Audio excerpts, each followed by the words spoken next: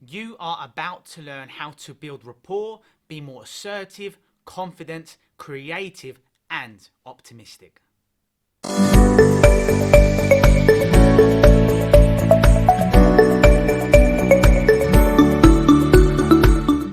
Okay, so you are about to learn how to change the quality of your life, and this video is primarily about our body language. Now, there are two parts of this video. The first part is going to look at building rapport and how we use body language to improve our relationships, understanding, connection, and so on, and all the beautiful things that arise from improving our relationships with others.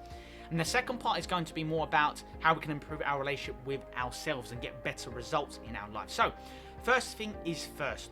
Our body language is the most significant way of showing commonality and similarities with other people.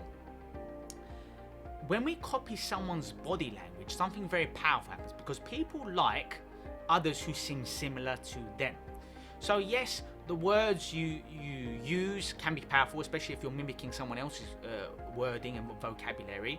I'm not going to teach that in this particular video, but that can be quite profound. Our gestures, our movements are quite profound, and but most significantly is our body language. So success in life in many aspects is really about liking, okay? For instance, I'm sure you've known someone, like say someone was going for a promotion and they got it because they were liked more, right? Whereas other people might have been more qualified for that position. It happens all the time, and it happens in many areas of our lives, our professional lives, our personal lives, and so on and so forth. So we tend to gravitate to, because of our ego, we tend to gravitate more towards others who seem similar to us because it's not a threat. So if you're communicating and connecting with people who don't fit into your kind of identity in terms of like your characteristics, your persona, where you were born, where you're from, how you were raised, what you've experienced, your age, these sort of things, it tends to create some kind of separation, right? But when you think that someone is very similar to you, you tend to be more comfortable. You tend to be more comfortable and also more confident with that person because there is no perceived threat and you seem similar to one another. So this is an NLP strategy called pacing and leading. It's very, very powerful. So all it means is, and this is my particular rule, within 10 seconds you're going to want to an extent copy the other person's body language if you want to build rapport with them, okay? So say if someone is, and I'll talk about this later on, but just say if someone is talking to you like that, arms crossed, looking directly at you, nodding and so on and so forth. And you were standing like this, arms akimbo, like so, and you're talking and you're not nodding, you're just standing upright like so. Okay, there is a disconnect there, okay?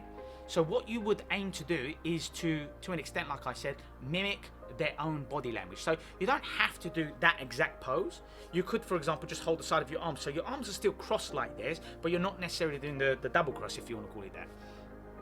So look to copy their kind of body language to an extent within 10 seconds. And what you notice is that when you start to copy them in many different ways, say for example, if they go to drink, have a sip of water or whatever they're drinking, and within 10 seconds you should look to do the same.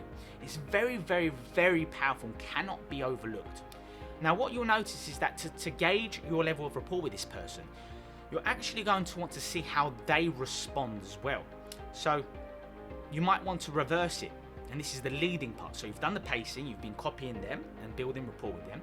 And now what you might want to do, for example, is you might want to be the first person to go to have that sip of water as well, and then see if they copy you. Or if you start to have certain gestures, and you get more charismatic, more animated, for example, and you start to notice that they start to use the same kind of gestures or movements and same kind of body language, you'll notice that you are effectively building rapport with that person.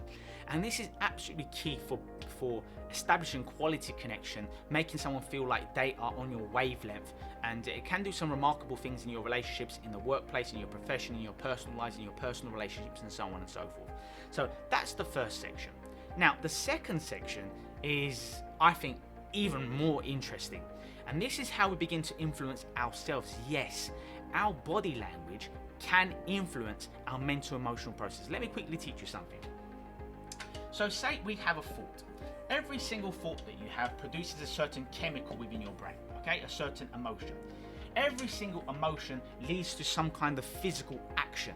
Okay, it doesn't have to be something so profound like running away or doing some massive gestures or drastically changing your body language. It doesn't have to be like that. But every single action you do causes some behavioral change. So some kind of change in terms of your body language, more gestures or more shy and timid and slow movements as opposed to really confident, concrete movements, explicit movements. So it affects your body language. Now, there is a feedback loop here. Because yes, your thoughts influence your emotions, which influences your behaviors, your body language changes, whether they become more expansive and confident and assertive, whether they become more timid, shy, closed, and we start to wrap around ourselves as a way of protecting our organs and therefore, our well-being, for example. Because when you turn on the stress response, sometimes you have the same kind of physiological responses to stress as though something was genuinely happening that triggered your fight or flight response. You have the same mental, emotional triggers to that stress response, even if you aren't in an emergency situation. Okay, so the feedback loop is as follows. Your thoughts influence your emotions, which influences your body language, but, and equally as important, your body language can also influence your emotions, which can also influence your thoughts. And your thoughts again influence your body language, and this is the cycle. It's a constant feedback loop, and that's a key term as well. FL, feedback loop between this entire process, okay? And this is really, really important because what studies are now showing is that the way we hold ourselves can change our mental emotional process. They call it fake it until you make it. It's up to you if you want to use that idiom, but it does hold truth. Like, you can fake confidence by drastically changing your physiology, by changing your breathing. So instead of having like really shallow breaths, which is just through the chest like this, really shallow, really limited. Whereas expansive breaths, where when you breathe, your diaphragm contracts, goes down, you're taking in as much oxygen as you can. You're breathing in more powerfully, more confidently. You're getting as much oxygen within you and therefore energy within you as you possibly can. Now, that your drastic change in your physiology can change your emotions. So say if you're having a negative thought, such as, I don't feel confident right now, or I'm fearful, I'm anxious, or people are going to judge me. Instead of having all this kind of body language or touching one's neck or showing signs of breathing, like holding oneself like this, these are all negative, fearful-based body language gestures. In most instances, like sometimes you can actually be cold and just cross your hands because you're cold. So you have to judge the situation, the context, taking everything into account. So when people have these kind of body language, what I advise people to do is to drastically change their state, change your breathing, change your focus, elongate your neck, chin up, upright posture, more expansive. So opposed to this and being quite contracted and hunching over and exhibiting this kind of negative body language, you want to take up more space, right? It's basic, primitive, animal-like behavior, and it's very, very effective. All animals tend to do this. Whenever an animal feels threatened, they like flutter their wings, or they spread themselves apart, or if there's monkeys swinging from tree to tree, they really expand and elongate their body to show dominance. And yes, we're more advanced mentally in terms of our brain, how it's formed, and so on and so forth. But there's some things kind of ring true as well. And for example, universally, regardless of your background and so on and so forth, if you won a physical competition, studies show that people do the same gesture. I wonder if you can guess it before I show you. Yes, it's the chin up and it's that V shape, arms out, celebrating. Or it doesn't have to be up, but the arms tend to expand, okay? Sometimes the legs do as well, but especially the arms. Elongate your neck, looking upwards. That's pride, that's winning, that is success in a moment. And if these sort of things happen universally, then there are also universal patterns of depression, of sadness, of fear. For example, if I asked you now, how would a depressed person's body language be? You would tell me things like head down, potentially holding their head, potentially holding their neck, covering their face, arms crossed, maybe ankles crossed, legs crossed, wrapping themselves, holding themselves, maybe rocking back and forth. This exhibits, this is the ideal, not the ideal, but this is the stereotypical example of how people are depressed. Like, that's the depressed state. Obviously it changes from person to person. If I said to you, what's a fearful state, you've got more like, or anxious state, it's biting your nails, constantly looking around, constantly being way too alert, and so on and so forth, way too reactive. And if I said to you, what's a confident pose, now we're getting somewhere now, and I'm going to show you some power poses in this video as well. Okay, so speaking of body language, I just want to clarify a few things as well. So when you are communicating with someone, so I'm kind of going back to part one as well here. When you're communicating with someone, what tends to happen is that, especially if both parties, both people involved sense some kind of difference in terms of their status or perceived status for that matter, what you'll notice is that those who are deemed to be more authoritative, that have a higher status, they tend to take on more domineering, dominant poses, for example, and the one who is more submissive and acknowledges, or implicitly or consciously acknowledges that, you know, they are of a lower status, for example, they'll tend to exhibit more that kind of negative body language, where they're more closed, they make themselves smaller, they don't take as much space, in order to ensure that balance, the hierarchical differences. Now, interestingly, that doesn't build rapport. It establishes power in a situation, but it doesn't build rapport. Like I said before, if you are dealing with someone who is using very powerful poses, and I'll talk about that later on, when in your presence, for example, and you want to build rapport with them, you can establish that same kind of dominance. You can essentially copy and mimic their kind of body language as well, to show, listen, you're very assertive, very dominant, very strong, very confident, and these sort of things, so am I. And that can actually build liking as well. So don't think that you have to have some kind of perceived polarity in that avenue. So body language is linked to confidence and expression. Now, obviously, negative body language shows like them being closed in, wrapping themselves up, making them as small as possible. And confident, dominant body language, power pose, if you will, is all about expansion, making yourself larger in life, making yourself be perceived as bigger. And it has a universal trait. For example, if you were to smile, it automatically will trigger more positive thoughts and therefore more positive emotions, because everyone smiles. If you're blind, or if you have some other challenges, everyone understands that if someone's smiling, you cannot be thinking something negatively. If someone says, how are you, when you're happy, you're either smiling or laughing, and these sort of pleasurable things, right? So when you smile, even if it's forced and you're like, oh my god, I can't believe I'm smiling, why am I smiling right now, this is a terrible situation, it still has that very visceral, primitive effect on your physiology, on your connection, on the chemicals within you. So it does improve your energy. Like, there are some very powerful organizations, I believe in China, and what they used to do is, it's a very eccentric and outlandish tactic, but it's very, very effective. They got people to sit around in a boardroom and literally they start their mornings off just laughing, fake laughter. And what they notice is that that fake laugh turns into real laughter, and then they genuinely start laughing at the whole situation, that everyone's laughing together. It kind of builds momentum, social proof, other people are laughing, I'm laughing, this is silly, and then it turns to actual laughter, like real laughter. And that's what happens when we smile. We can't help but think more positive things regardless of what's going on if we are smiling and laughing. The same applies to our body language. If you are feeling confident but you're still exhibiting these kind of body language, but even though you might feel confident, it's only a matter of time before you start to increase cortisol levels, the stress hormone, and you start to decrease the dominance hormone, the testosterone. So it doesn't matter how your internal processes seem at that moment, the more often and the duration of which you adopt these kind of postures, whether they be confident, expansive ones, or limited, disempowering ones, it will start to affect your mental, emotional processes as well. Okay, so here are just some power poses that you might want to adopt. Let's start with the more obvious ones that include the whole body, really. So you've obviously got arms akimbo like this, the Superwoman pose, where you can't see it here, but my hands are on my hips, a very outstretched, upright posture. You have to, and that shows, if you hold this position for literally a couple of minutes, it significantly increases testosterone and reduces cortisol, the stress hormone, and so on and so forth. Very, very powerful, and I'll talk about that in more detail in a moment. So that's one key pose. Hands behind your head shows no threat, completely relaxed. You're revealing more sensitive areas of your body. It shows that you do not care, that you're in control of the situation, that you're not really overthinking anything, you're just in the moment, you're relaxed. That's a very powerful pose. You know, that can be combined with having your feet cross laid out in front of you, so like you're outstretched, like you're lying down essentially, with your feet crossed, for example. That's it as well. You might be sat down in a chair leaning back with your arms like that. That's another power pose. Power poses are also when you go like this on a table and really spread yourself out. When you're touching the table, like say if you're talking in a conference room, for example, your arms are out on the table like so, pressed like this, and you're communicating authority and clarity and these sort of things. That's another power pose.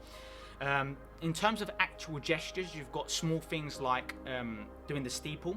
That often shows superiority in a conversation. when you're sitting down, you can hold your hip and like so. That communicates, like say your elbow is pressed against your knee if you're sitting down, and that communicates power and authority as well. These kind of poses, it's all about expansion. So power not only and feeling dominant not only increases testosterone levels, it can actually help to alleviate stress, which is very, very important. So very briefly, before I start giving you the percentages, testosterone, which I'll use T for again, and cortisol, the stress hormone. So this is the dominance hormone, and cortisol is the stress hormone.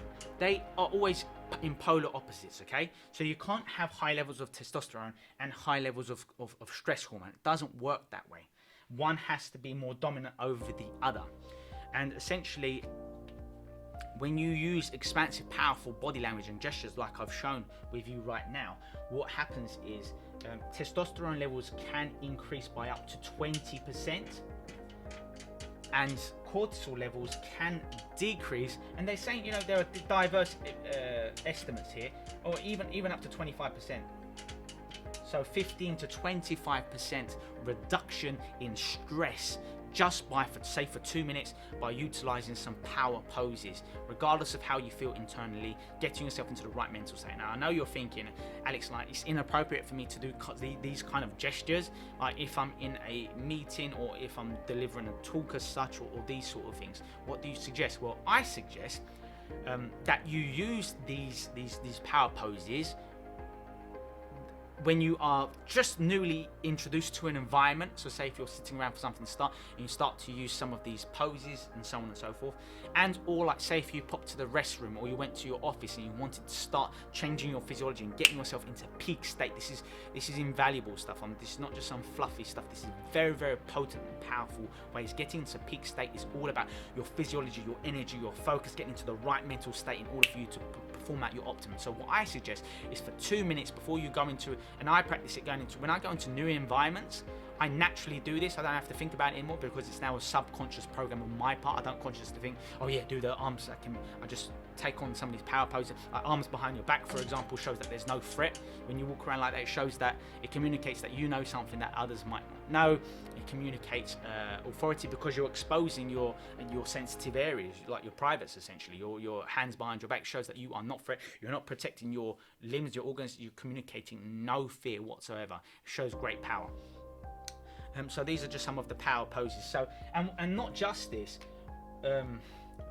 by up to 33%, our risk-taking ability increases as well. So our risk-taking ability significantly increases because of how we feel. We feel more certain, we feel more confident, we feel more creative. We're like, you know what, I will do that. So if you want to quickly and drastically change your state, all I'm saying is 2 minutes, obviously more than 2 minutes. You don't have to stop within 2 minutes, but 2 minutes is literally all it takes to get all of these benefits, to perform better, to make better decisions, to be more creative, to get into your zone, your element, to enable you to be at your best. Because when you are stressed, so say if you've been adopting negative body language, very closed, very insecure body language, and that starts to negatively affect your mental, emotional programs, okay?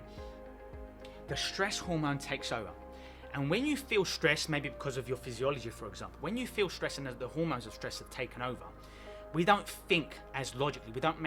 We make worse decisions, because when the stress response is turned on, our sympathetic nervous system is running the show, and we are essentially, our primitive brain and our limbic brain, our emotional brain, are the ones that kind of take center stage, if you will. And they start to make the decisions. They are the ones where the blood flows more to those parts of the brains, for example. And you don't make best choices, because your best part of the brain is your cortex, your frontal lobe. You want, in terms of the newest addition, if you will, to the human brain, you want all of those like lobes within the brain to start flowing, communicating at its best. And you want the frontal lobe, the frontal cortex, to be the coordinator, if you will, because that's where your executive function is done. That's when you evaluate, analyze, think at a higher level. That's when you're most creative. When you're the newest addition of your brain, your cortex is essentially running the show. So deep breathing is very profound for changing your state. So I suggest change your physiology, change your state, practice deep breathing, use these power poses within a couple of minutes, and these things will start to change, and you'll actually make better decisions.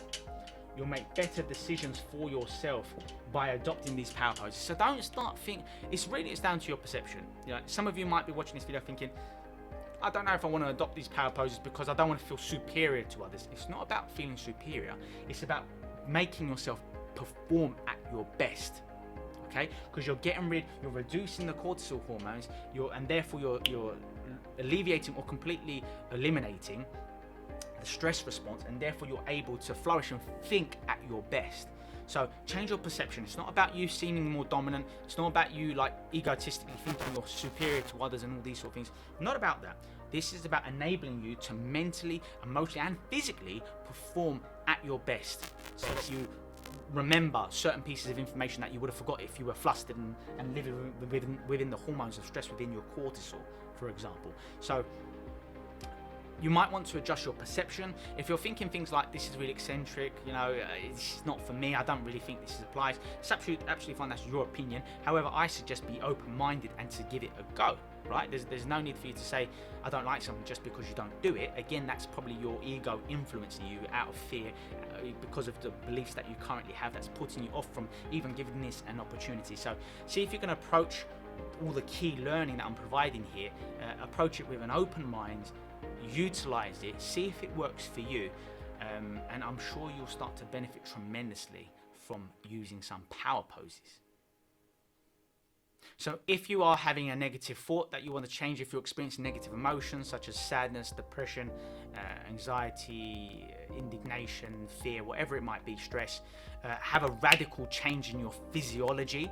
And you know, over time, the best advice I can give is do the things that seem unnatural until they become natural, until they become a habit, until they become a subconscious program, right? So initially, if you're not used to utilizing these power poses, especially for certain reasons, yes, it's going to feel unnatural. Yes, you're going to feel like a fake because you're like, why am I standing so confidently when internally I'm quite like nervous or scared or intimidated or submissive or whatever?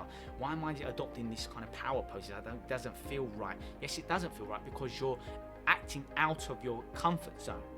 Because 95% of your beliefs, your perceptions, your emotions are actually subconscious programs, meaning that you've just done it so often that you begin to associate it with your identity and it becomes an automatic response. You don't have to think about doing certain behaviors, certain mental, emotional patterns and processes and certain states and certain body language. And you're like, well, you know, why are you so timid, for example? Why are you always so timid and quite shy and you don't really speak loudly?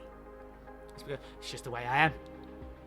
By saying that it's just the way you are, you're linking it to your identity and therefore to your ego, and therefore you're not going to want to step outside of your boundaries and start to get better results in your life because you're living by the restrictions, the limitations of your own egoic mind, okay? So start to challenge yourself, start adopting these processes, and don't care what other people are thinking of you. Yes, they might think, wow, that person's adopting some very powerful poses or what have you. Who cares what other people think? Again, if you're overly thinking about other people's opinions here, then that can show signs of low self-esteem on your part. So really start to think about your perceptions about this entire process and start to spot what kind of limiting beliefs you might have about these scenarios and situations, and start to address them and start to objectively point at your own beliefs and especially your limiting beliefs as a way of taking away its validity, its significance and its impact upon you. So yes, I hope you found this video useful. Make sure you like it if you did. You might want to hit the subscribe button and also click the notification bell, because every single Friday I produce a video such as this to help you in your personal life, to help you build rapport, to make sure you perform at your best, to help you to understand your mental emotional patterns, to help you change your habits, to get better results in your life, and to really maximize your potential. So make sure you subscribe and keep updated. Have a great day. Stay strong. I'll see you soon.